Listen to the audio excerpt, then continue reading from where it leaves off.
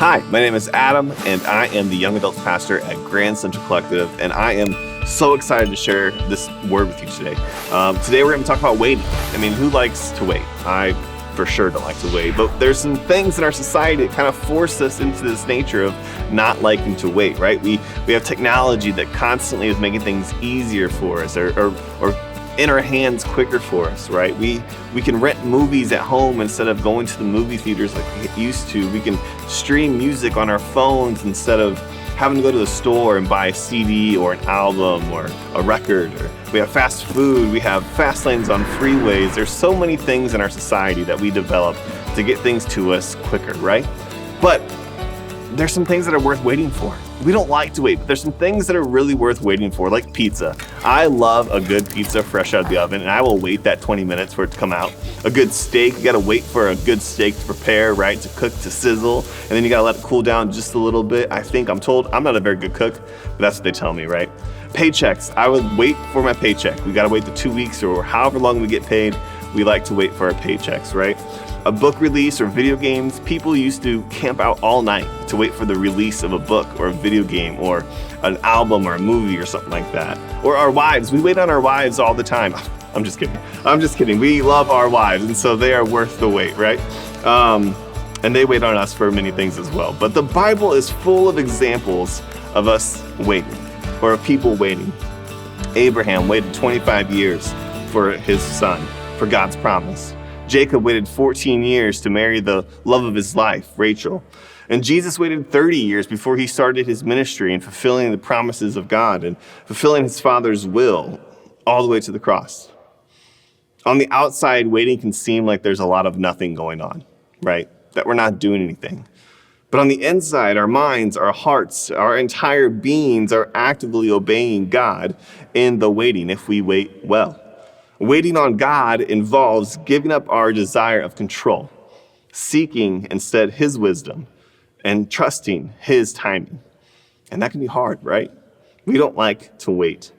In Genesis 12, the Bible says that Lord said to Abram, leave your native country, your relatives, and your father's family, and go to the land that I will show you.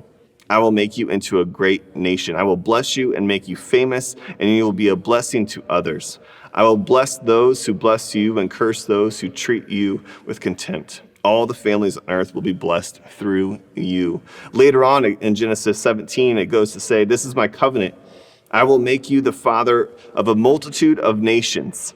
What's more, I am changing your name. You are no longer Abram. Instead, you will be called Abraham. For you will be the father of many nations. Now check this. Abraham didn't have any sons at that point.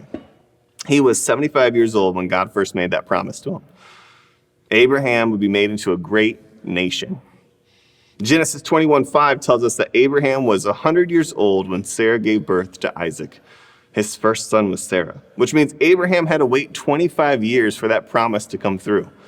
God gave him that promise, and Abraham didn't wait well, but he waited 25 years for that to come through.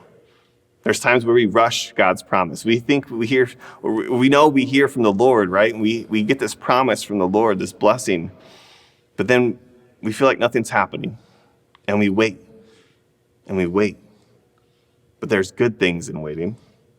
They tried to rush things. Abraham and Sarah tried to rush things and do things on their own, but in those 25 years, that waiting, they've learned so many lessons in those 25 years of waiting, and God came through on his promise. Later in Genesis, we look at Jacob, and he wants to marry Rachel, and in chapter 29, he says that Laban had 2 daughters. Leah was the older, and Rachel was the younger. Leah had nice eyes, but Rachel was stunningly beautiful, and it was Rachel that Jacob loved. So Jacob answered, I will work for you 7 years for your younger daughter Rachel. It is far better, said Laban, that I give her to you than marry her to some outsider. Yes, stay here with me. So Jacob worked 7 years for Rachel, but it only seemed like a few days because he loved her so much. Then Jacob said to Laban, give me my wife. I've completed what we agreed to do. I'm ready to consummate my marriage. Laban invited everyone around and threw a big feast, and at evening he got his daughter Leah and brought her to the marriage bed, and Jacob slept with her. Laban gave his maid Zilpah to his daughter Leah as her maid. Morning came, there was Leah in the marriage bed, Jacob confronted Laban. Why did you cheat me? We don't do it that way in our country, said Laban. We don't marry off the younger daughter before the older one. Enjoy your week of honeymoon, then I will give you the other one also, but it will cost you another 7 years of work. Jacob had to wait twice as long for that promise, for his love. Have you ever been waiting for something that was promised to you and then it was just taken away at the last minute? Thinking about what it would feel like to work really hard, knowing there's an end in sight, and then all of a sudden that end is taken away and you have to work harder for it and longer for it. But there's good in waiting. An example of my own life, my daughter was recently born and we had a due date of the 19th and she didn't come on the 19th. And so our doctor set an induction date. And on the way to the hospital on that induction date, the hospital called us and said, you have to wait one more day because we're just too busy right now and we're going to wait one more day. So come back tomorrow. And I was stressed because I had an end in sight. I was excited to meet my baby girl and she was going to be born, but then we had to wait one more day. Now on the reverse side of that, my wife was super stressed. She was anxious. She was nervous about giving birth.